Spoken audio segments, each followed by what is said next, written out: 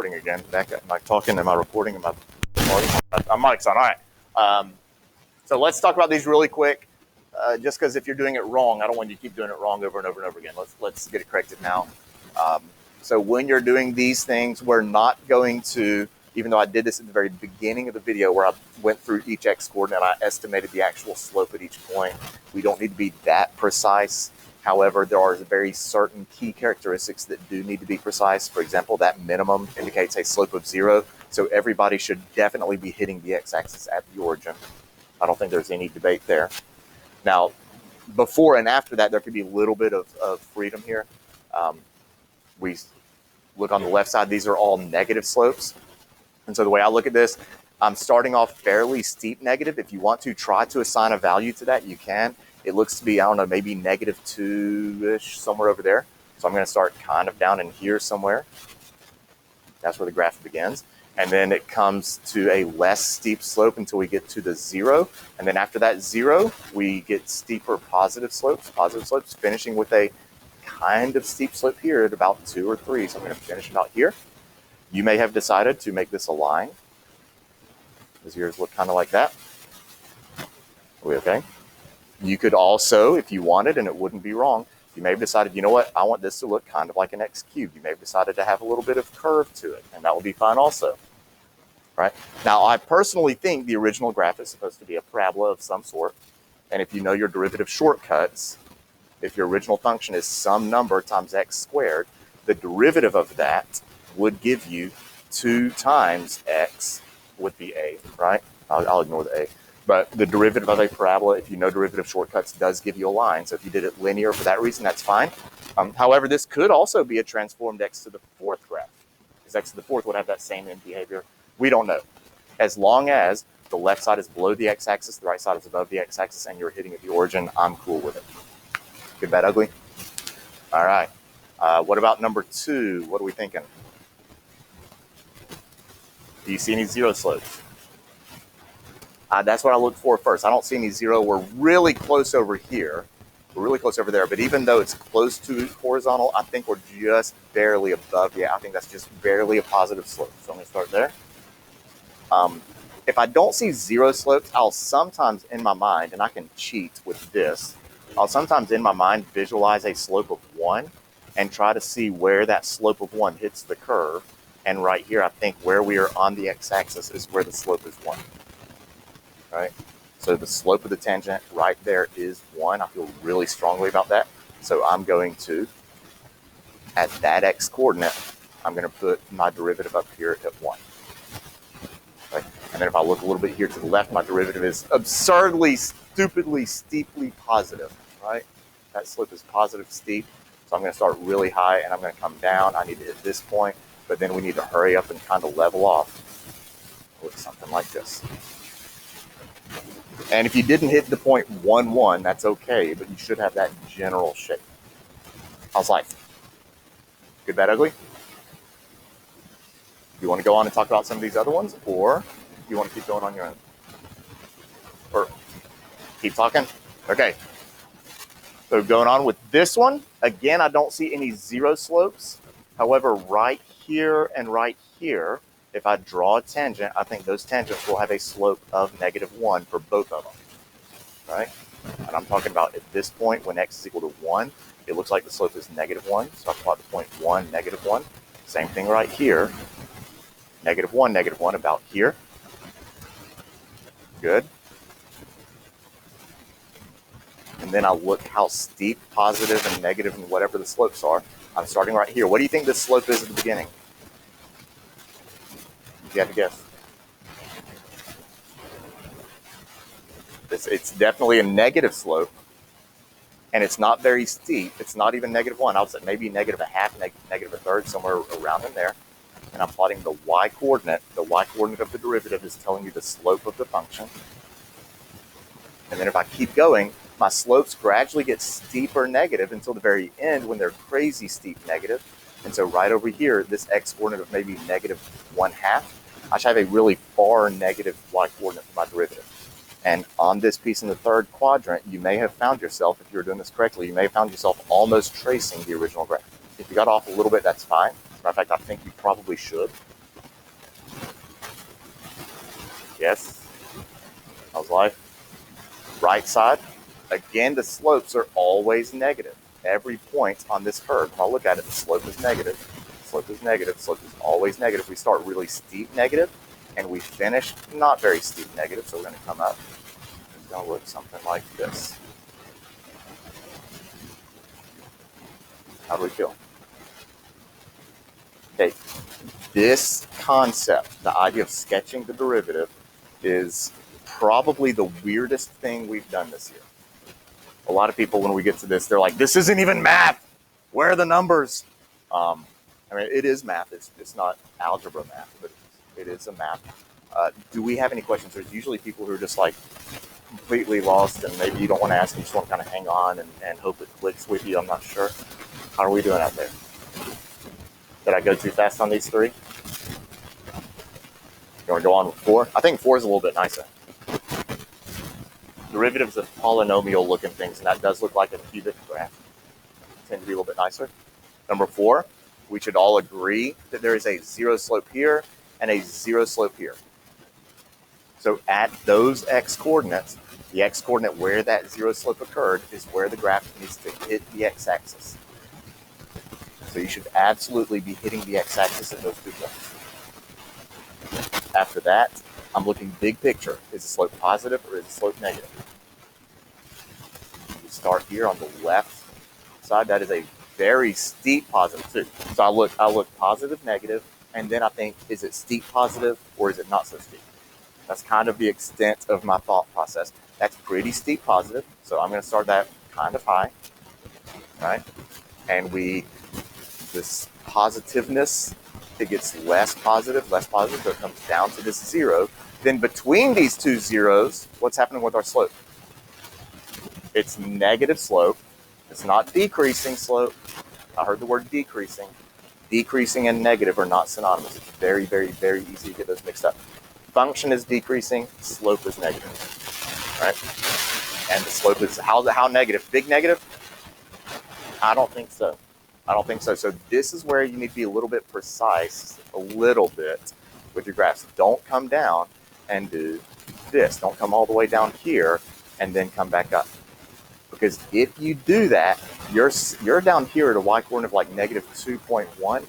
This is not a slope of negative 2.1, right? The y coordinate that you go to is telling the slope of the curve. And I think at most, and this is even a stretch, at most a slope of negative 1. And I don't even think it's that steep. I think that's more like negative 1/2. So I'm going to go to negative 1/2. There's where I'm going to bottom out with my steepest negative slope before we come back to 0. And then it looks like this side is going to kind of mirror what's over here. So we're going to finish kind of high like that. Are we good? Yes. Can you open the window? Why? Huh? Get stuffed up?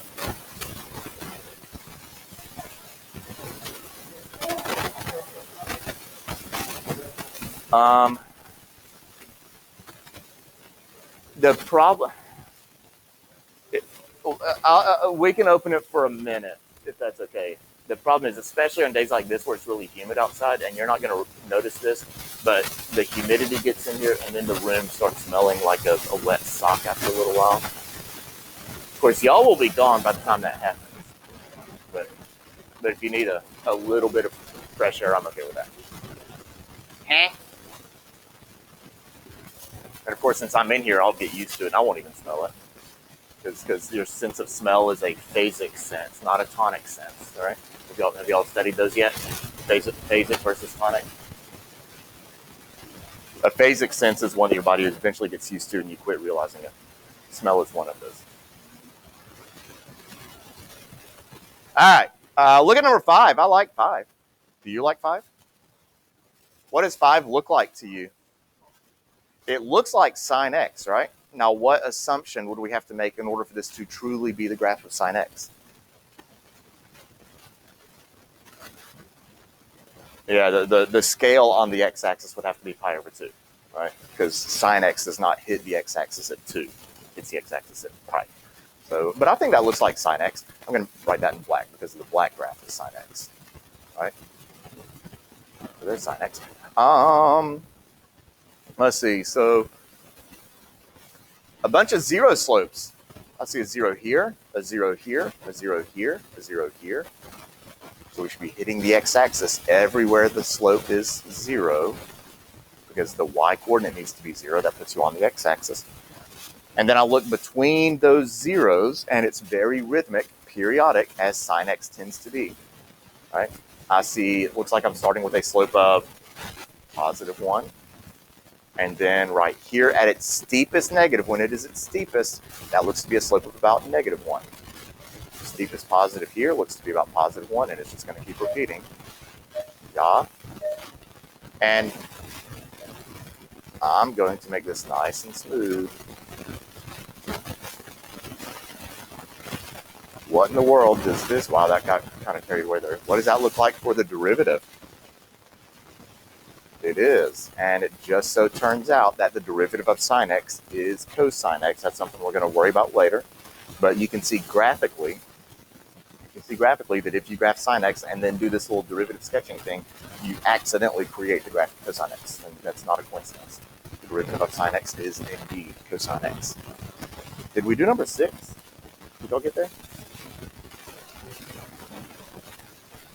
It's actually negative sine x. And again, if you graph the derivative of that red one, you'll see that it's the same as the black, except with the x-axis. What about 6? Any zero slopes? No. Very close to 0 at the beginning, right? But not quite. So I'm going to put that just barely above the x-axis. What about, let's see, it looks like at the y-axis here, at that point, at that x-coordinate, it looks like we have a slope of about 1. Do we agree? So at that x-coordinate, I'm going to plot my y-coordinate at 1. And what happens to this as I keep going from left to right? You should pretty much be tracing the original. You should be very close to trace, because as I keep going to the right, the slopes get steeper positive, which means the derivative needs to keep increasing, right? So we keep going up and up and up and up and up, and we do that, right? That was really bad. I was trying to trace it. So that was a good job. All right. What is that original graph? It is e to the x. How do I know it's e to the x and not 2 to the x or 3 to the x?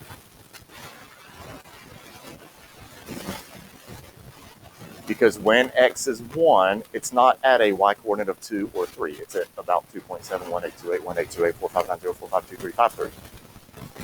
All right? Have I not shown y'all how to do that yet?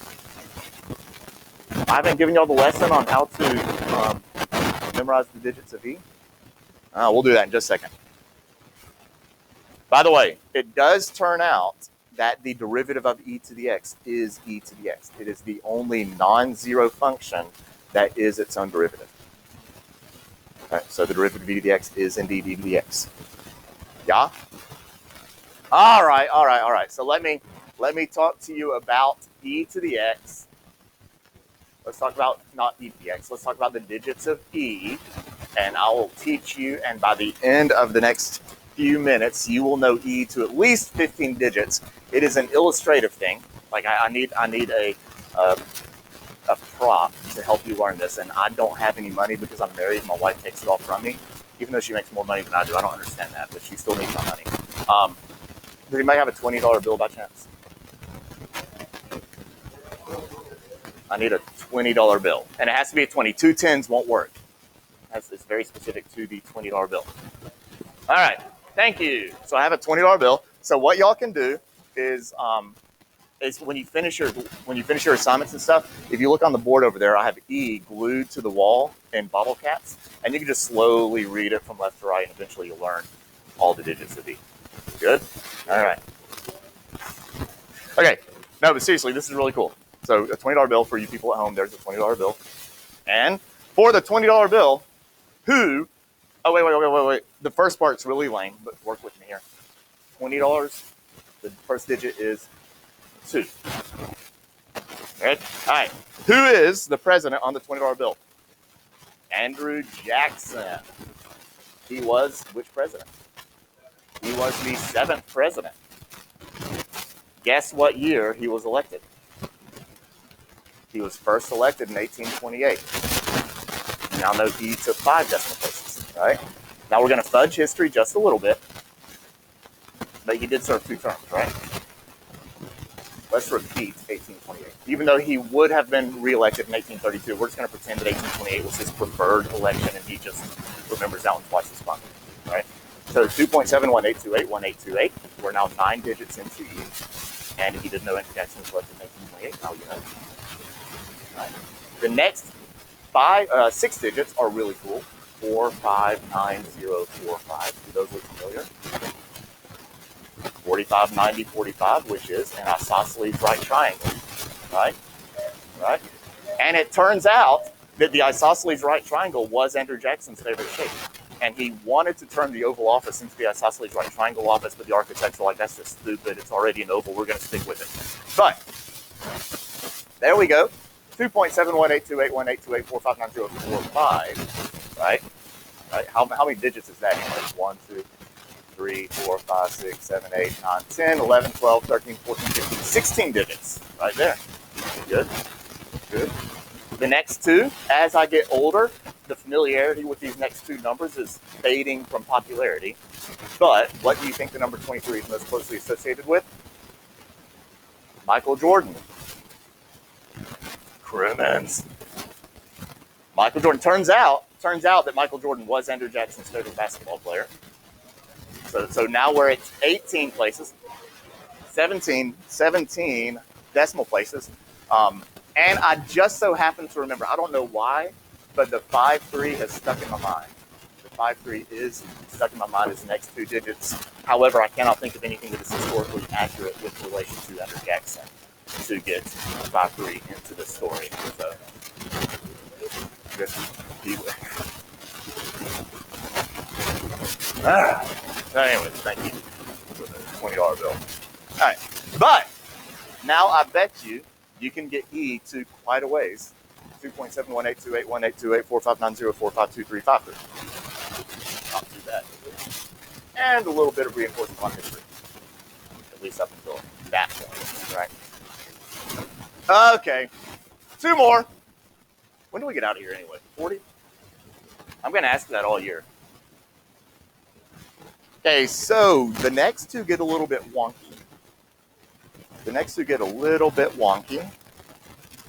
And I would even say you've got more freedom on these. There could be more variations of answers on these, right?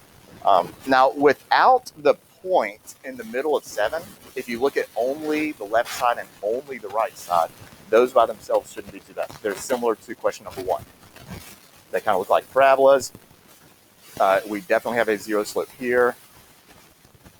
And we definitely have a 0 slope here. Right? So I'm putting points on the x-axis where those horizontal tangents occur. And then I'm looking here on this left piece. I start with a slope of about I would say about -1. So I plot my y-coordinate -1. And as I follow my way to the right, I get gradually steeper and gradually steeper. Now there is a point here, but just to the left of that point, what do you think the slope might be? It's pretty steep, right? 3, 4, something like that. So we could come up and we can make this linear. You can do some curvature to it if you want, but we need to come up to about a slope of 3 or 4 because it's fairly steep right there. But what happens next? Yeah, this is one of those non-differentiable points. A cusp, a vertical tangent, which is rare, and a discontinuity are all non-differentiable. So we have an undefined spot for the derivative, and we immediately, very immediately go from a slope of positive, I'm at about 4, and it just looks symmetric. I think we go immediately to -4. So I'm going to come down here, and I'm going to resume my graph down here. It's a huge jump. We don't gradually go from positive to negative. We go from 4 immediately to -4, and then it looks like it's going to be about the same pattern over here. How do we feel? Good. Now, where that jump occurs, that is a non-differentiable point, and the derivative is not defined. So when we do problems like this, we need to make sure it's painfully obvious that I'm not plotting a point on the y-axis, because at 0, the derivative fails to exist. So we put open circles right here and right here to make the reader very aware that we are not including those points. Are we good? We good? There must be some representative discontinuity in the derivative if it is a non-differentiable point. Okay. Now, another option, I don't think many people would do this. Some people may say that at that corner, they're getting infinitely steep before coming back down. And if you think it's getting infinitely steep, then you could have come up and put a vertical asymptote on the y-axis. Just whatever you do on the left side, I think you need to try to mirror that on the right side. And that would be acceptable also. But there must be some type of discontinuity. I kind of like the idea of the jump discontinuity versus the infinite. Good. And then what about A? What about E? You see any zero slopes? Yeah, you do. Where? This time your zero slope is not at a point. It's an interval. This whole interval right here between -4 and -3, all of the slopes right there is 0. Same thing right here between -1 and 0. So if my slope is 0 right there, I need to be camped out on the x-axis the whole time, right? We have a prolonged interval of zero slopes, not just a point. What do you think between those two zeros? What do you see? Okay, positive. But this time, we better all put it at the exact same spot. This is not one of those like this one where I kind of finished up here at 4. I said, if you want to finish at 3, that's fine. This is one where there should not be disagreement. Where should we put the y coordinates for that piece? 1.5. That is a line. You can count the slope. That is a rise of 3 and a run of 2. All right, so that interval right here, my slope is exactly 3/2. There's no interpretation there. It's not kind of steep, kind of not steep. It's 3/2, which is exactly 1.5. So we should all be right there.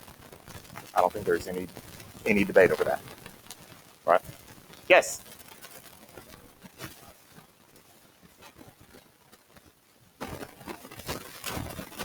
We're going to assume the scale of 1. Now the slope is still 3/2, right? Whether it's a scale of 10 or 1, the slope is still going to reduce to 3/2. Okay, we're not going to do that. And if we're going to do that, then I think this one is going to end up looking like this, because we're just actually that's probably going to happen. All right, so the slope is 3/2, and again we have corners. Those are non-differentiable points, so we need to indicate that those are non-differentiable by putting open circles where these jumps occur. Any place that's non-differentiable needs to have some representative discontinuity.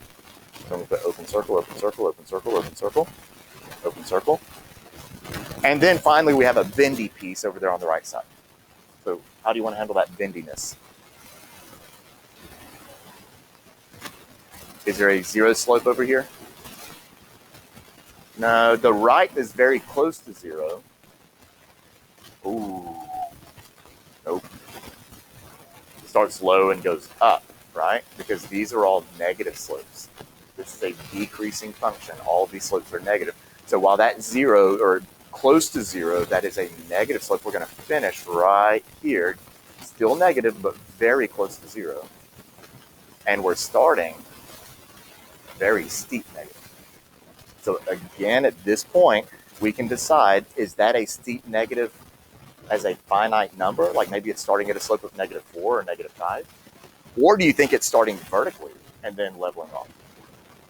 If you think it's vertical, then that will be an infinite negative slope, putting a vertical asymptote there, and then we'll level off this way. If you don't think it's vertical, then you can just put an open circle somewhere on the y-axis saying this is this point where I think the slope begins, and then finish off to the right. How's life? Okay with that? Okay with that? 15 minutes? Let's see. I knew today was going to be a big day. I didn't think we were going to be able to finish everything that I had planned. What did I have planned? You have a chart.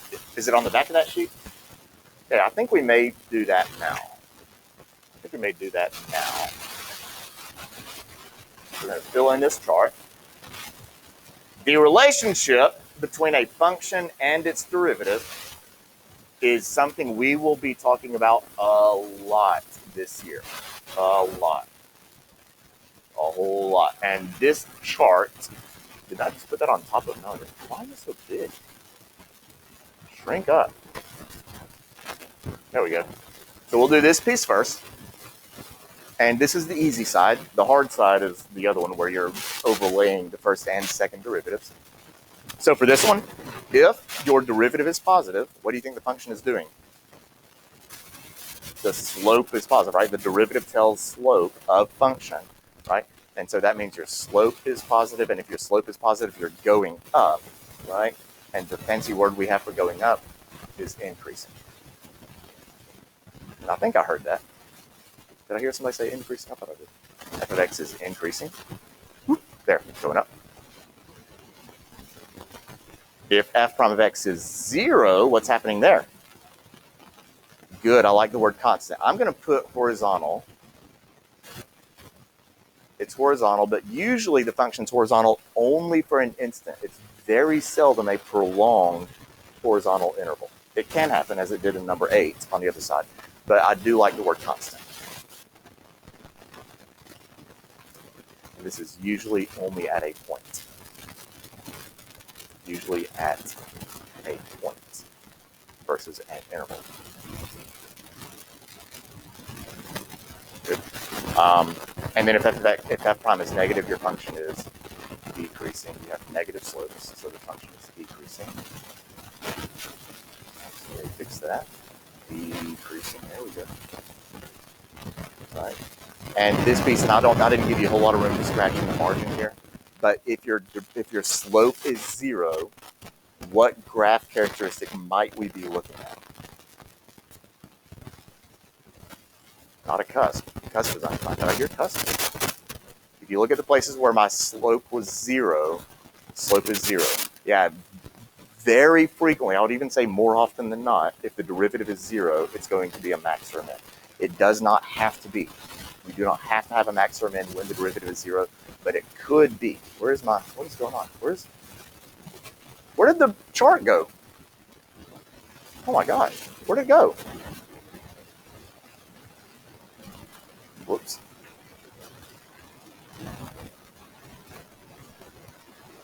How did I do that? That's just stupid. Dude, go back up to the top.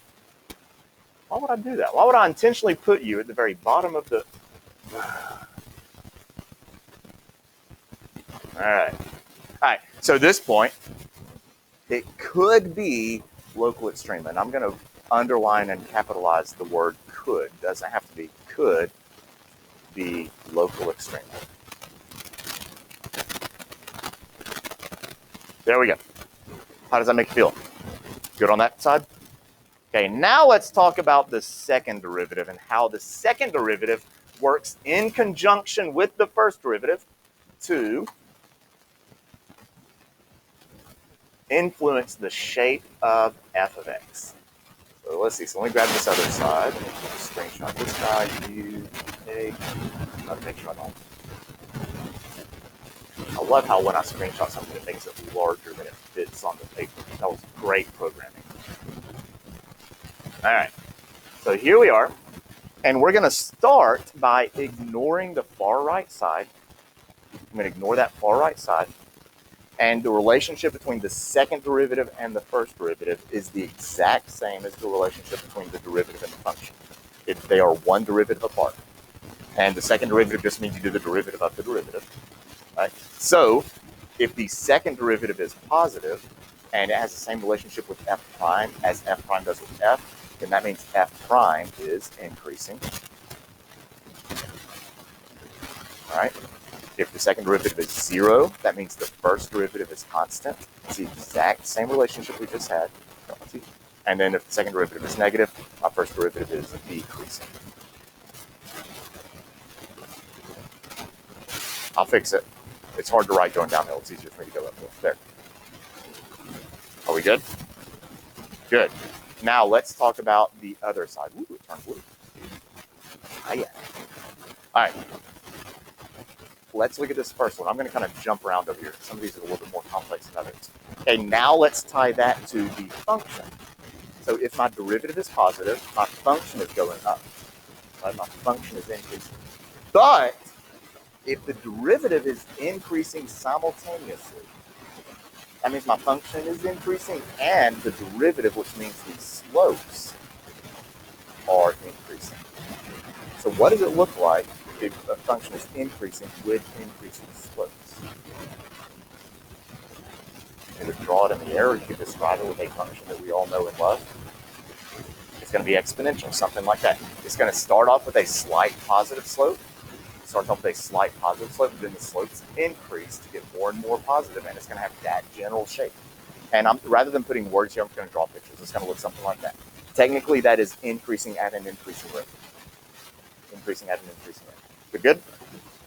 I'm going to skip this middle one. Now, here's one that people often mess up. If my derivative is negative, my function is going down, but the slopes are increasing. So what would it look like if your function is decreasing with an increasing slope? And that is not right. Do you see a lot over there? It is not this or this from your perspective. It is not that. Because look at this. This is what a lot of you are thinking, right? Because when you see increasing slope, you process it as steeper. But look at this slope right here. Give me an estimate for the slope at that point. Okay, -1, thanks. What about right here? What would that slope be? -5. That decreased, didn't it? If you go further negative, that is a decreasing slope, not an increasing slope. An increasing slope would be you start with a steep negative slope and then you increase towards 0. Right? So that's what we're looking at in this piece. So we're going to start with a steep negative slope and the slopes will increase towards 0.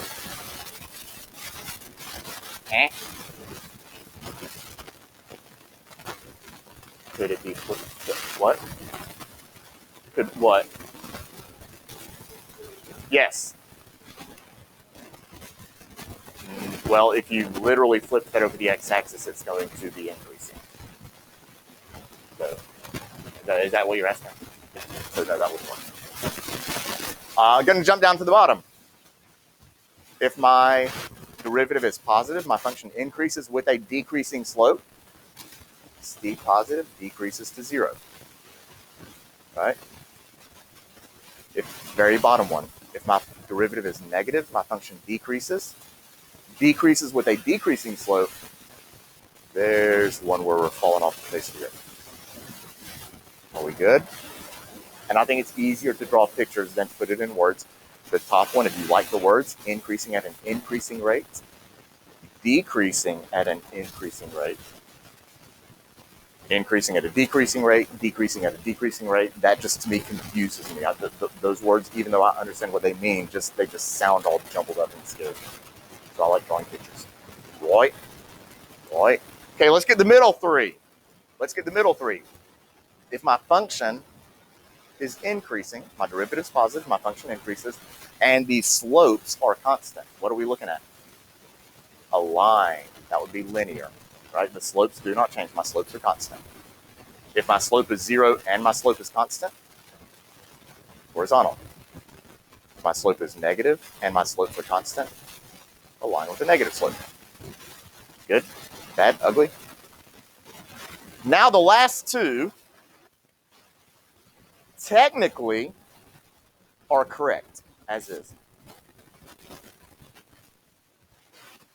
Because if your slope is 0, your function is horizontal, right? Your function is horizontal. However, if your slopes are increasing, well, I mean, you can't stay horizontal for long if your slopes are increasing, right? Because that would be a constant slope. We just drew one down here. So what's actually happening here is if you draw an interval where your slopes are continuously increasing. So if I have a steep negative slope, I increase to a 0 slope, and then I keep increasing. The point where the slope is 0, that is the point we are talking about here. It's a 0 slope on an interval where slopes are increasing. This will be a local minimum every time. And we're going to learn that in more detail later. But the point where the derivative is 0 and the second derivative is positive will always be a local minimum. So the reason I said it was correct to begin with is because it's a point, and points have 0 dimension. You technically cannot draw a point, because if you have something you can see, it's actually got some dimension. Right. Similarly, down here, if you have an interval of decreasing slopes, you start steep positive, you decrease to 0, and you continue with decreasing slopes, you are looking at a local max every time. The point where the slope is 0 and the second derivative is negative will always be a local max. Good, bad, ugly. Shiny happy people? All right. This middle section right here. Actually, hold on. I'll put that in a second. And I know I did not give you much room to write in the margins. This little spot up here, when the second derivative is positive, notice they all have that general bending up shape. Like a parabola, like e to the x, they're all bending up. We will lovingly and affectionately refer to that as concave up. Concave up, and it's up like a cup. It also looks like a U. Right? Concave up does not have to finish the U. It could be e to the x. That is an always concave up function, even though it never has that left side of the U. And then what do you think this one is? Concave down. We do not use the word convex in calculus. So we'll just call this concave down. And it's down like a frown. Up like a cup, down like a frown. Yeah. And then this middle section is almost always a single point. It's very seldom a prolonged interval, and the reason for that is if it is a prolonged interval, we're looking at lines, and in calculus, we very seldom deal with lines. Almost everything we deal with is going to be curvy, right? So we don't do lines very often. This is usually only at a point. And again, I know you don't have room to write all that over there, but maybe over here on the side, underneath, maybe in that spot. Maybe I could be writing it there. Usually at a point.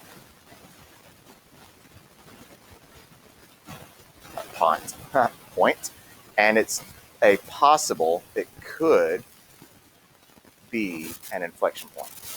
And I'm about to tell you what an inflection point is. And then we will be done. Hopefully I can get this in. We have 4 minutes. I can do this. All right. So we have all that, and you would have to write crazy small to fit all that in over there. Let's talk inflection points. Also known as points of inflection. Inflection points. They are points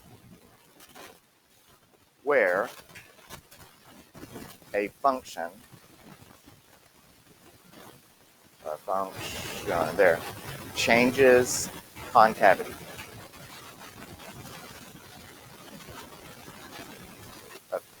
Points where the function changes concavity. So that means you change from concave up to down, or concave down to concave up.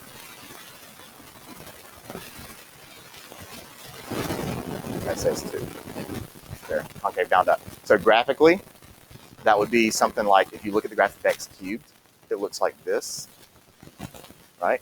Now, we never finish the u, but we are bending down, and then at some magical point, we swap to bending up. That point is your inflection point, right? That's an inflection point. It could be more exaggerated. It could be something like that, like sine x, which has an infinite number of inflection points. The point where you change from one concavity to the other is the inflection point. How does that make you feel? Good, bad, ugly? Yeah? Yeah? Yeah? All right.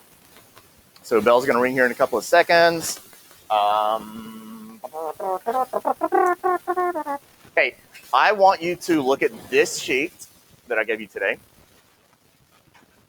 And I'm throwing you to the wolves. We didn't get to do any examples of this in class, and I don't think we're going to do much damage in 2 minutes. I want you to look at numbers 1, 2. The calendar says 1, 4, 5, 6, 7, but we didn't get to any in class. So instead of that, do 1 through 4. Those are going to be a little bit easier. You may just look at it and have a bunch of question marks, but I want you to look at it and see if you can process that. I'm giving you information about a curve, and I want you to sketch a graph that has these characteristics. You know what? I'm going to change it to